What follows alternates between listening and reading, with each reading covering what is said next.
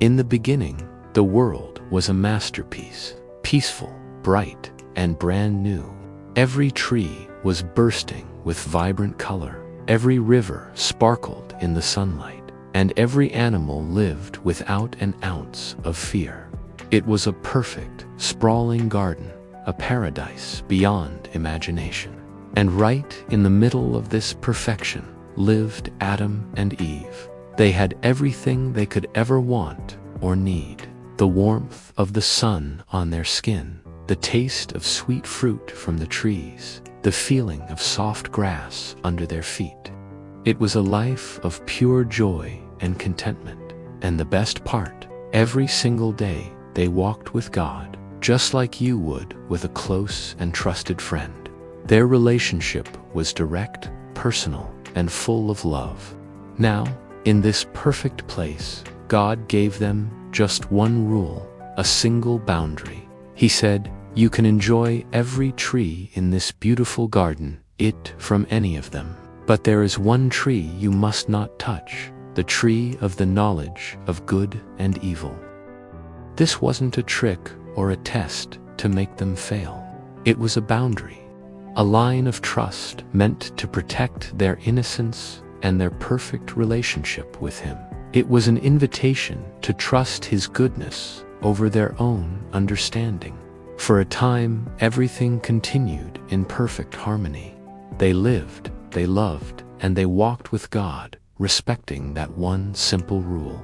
Then, one day, everything was about to change.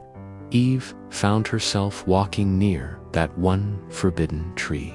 As she got closer, a serpent, sly and cunning, appeared, wrapped around one of the branches. It didn't roar or threaten. Instead, it spoke softly, with a voice that was smooth and persuasive. It started with a simple question, designed to plant a tiny seed of doubt. Did God really say you must not eat from any tree in the garden? The question was a subtle twist of God's actual words.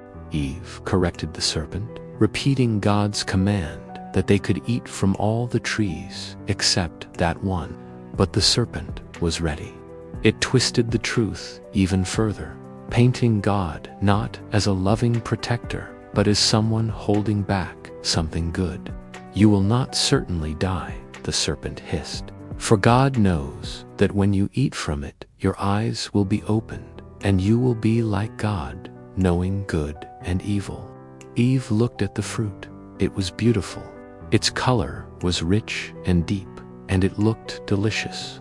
The serpent's words echoed in her mind. Wise, like God. The promise was tempting.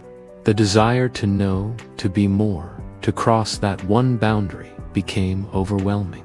She reached out her hand, plucked the fruit from the branch, and took a bite. In that single moment, everything changed. The world around her didn't crumble, but something inside her did. She then gave some of the fruit to Adam, who was with her, and he ate too. And just like that, the peaceful garden didn't feel so peaceful anymore. A heavy, unfamiliar feeling settled in their hearts. For the very first time, they felt shame. They felt fear. Sin, like a dark shadow, had entered the world through that one choice to disobey, to distrust God's goodness. Later that day, they heard the sound of God walking in the garden, just as He always did. But this time, instead of running to greet their friend, they hid. They scrambled to cover themselves with leaves, trying to conceal themselves among the trees. It wasn't because God had changed. He was still the same loving Creator. It was because they had changed. Their sin had created a chasm between them and their perfect God. When God called out, "Where are you?" He wasn't asking for information. He knew exactly where they were. He was giving them a chance to confess, to come back to Him. But instead, they blamed each other, and they blamed the serpent. Their choice had consequences. It was a sad day. They had to leave the perfect garden and step into a new reality, a world that now held pain, struggle, and hardship. The ground would resist them, work would become toil, and life would end in death. But even in this moment of judgment, God's love was still visible. Before sending them out, He made them garments of skin, clothing them Himself. It was a tender act of care, a symbol that even though their relationship was broken by sin, His love for them had not stopped. This moment, the fall of humanity, was the tragic beginning of the story of sin. But it was also the very beginning of God's incredible, unfolding plan to save us. A plan that shows the depth of His love and grace. Thank you so much for watching.